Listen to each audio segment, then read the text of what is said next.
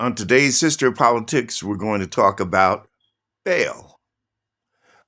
Bail is what you need if you're arrested for something, whether you did or did not do it. You have to pay bail to get out of jail. What is bail? Bail, for lack of a better word, is a tether or a leash to the court. It's to ensure your appearance at future court proceedings. That's what bail is. That's what the purpose of bail is. The Eighth Amendment of the Constitution, which we went through a couple of weeks ago, says that we are afforded the right to reasonable and affordable bail. Okay?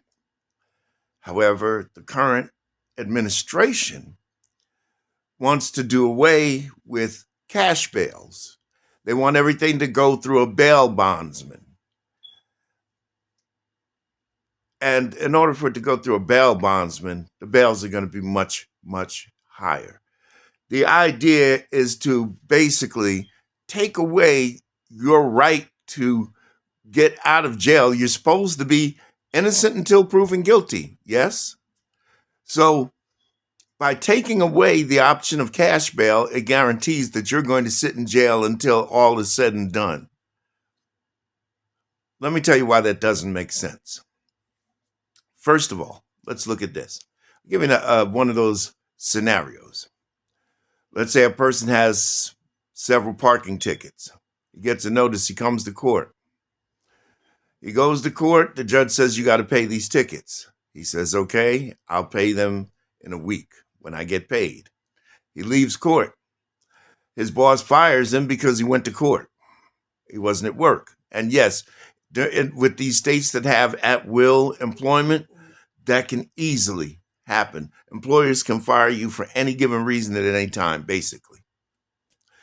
So now you're out of a job. You're wondering how you're going to survive, among other things. So you don't pay the tickets. You just don't have the money to pay them. A bench warrant gets issued for your arrest. Police come to your house with a warrant, they arrest you, boom, boom, boom, you're locked up again. You might have $100 in cash. The tickets might only equal $100. You might have $100 in cash to get yourself out of jail. But if there's no cash bail, you're not getting out. They won't take your cash. That's crazy, isn't it? Not to mention how it adds to the jail populations, which are already, unfortunately, overcrowded because you have so many people that are getting arrested all the time. Yes, there are some real Looney Tunes out here. There are some hardcore, honest to God criminals out in this world. That is a fact. That is definitely a fact. But not everybody. Not everybody is a criminal. You know, a judge has to consider various things when they set bail. They have to take into consideration the heinousness of the crime. How serious was the crime? Are we talking about a guy that just didn't pay 5 parking tickets? Are we talking about a guy that shoplifted because he was out of a job and he was hungry? Are we talking about a guy who went into a high school and shot 50 people? A judge has to take that into consideration. He also has to take into consideration ties to the community, the threat to the community that the person possesses, and their financial position. Very important. When a court decides bail, they have to look at the threat assessment. They have to look at the ties to the community. Will this person flee the jurisdiction if released? You know, if you live in Georgia and you commit a crime in California, while you're visiting there, what's to stop you from running back to Georgia? Um, but the court also has to look at your financial position.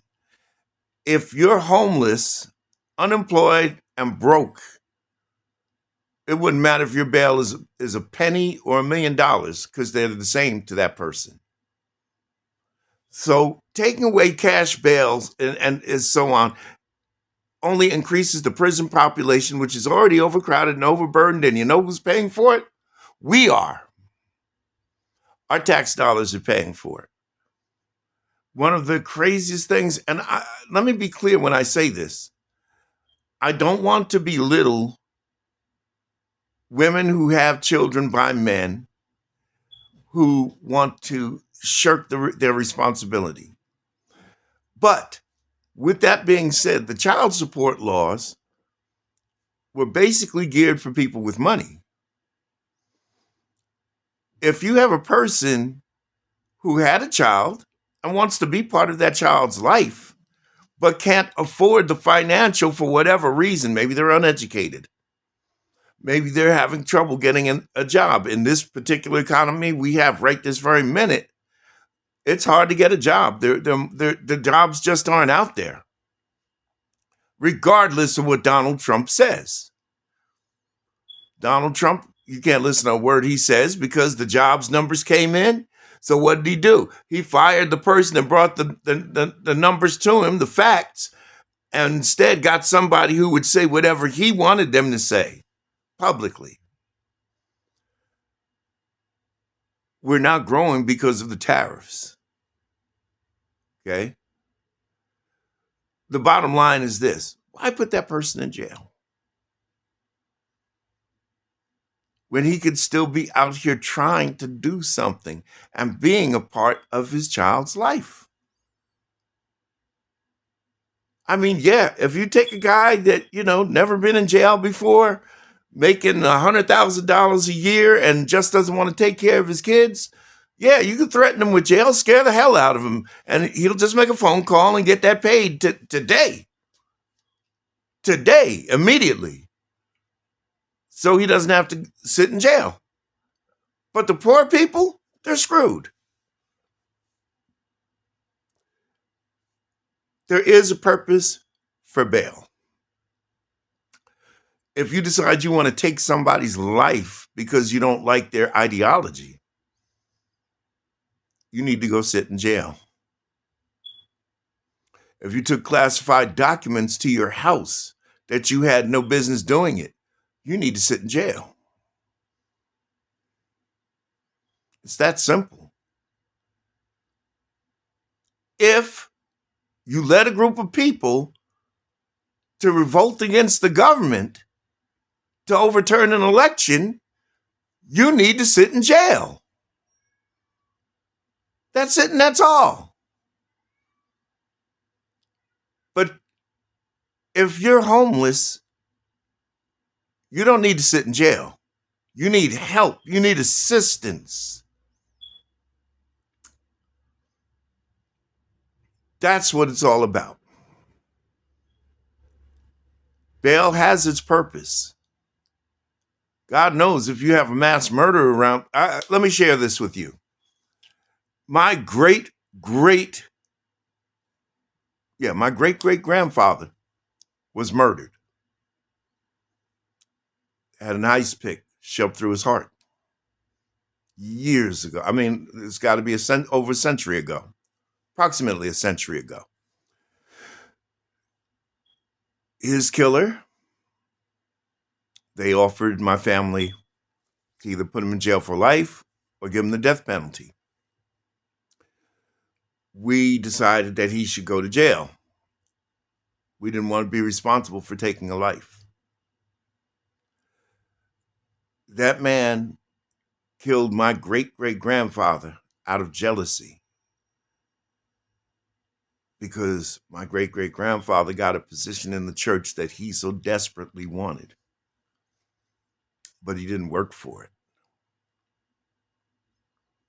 So yeah, I know what it's about. I have a deeper understanding of this thing. Yes, some people deserve to be in jail. Some people need to be held without bail. But being poor is not an offense to hold somebody in jail for. If you learned something today, comment, but keep it respectful, because if you don't, you should know by now, you'll get some of the same thing you give back before you get blocked and deleted. And of course, like and share. Until next time.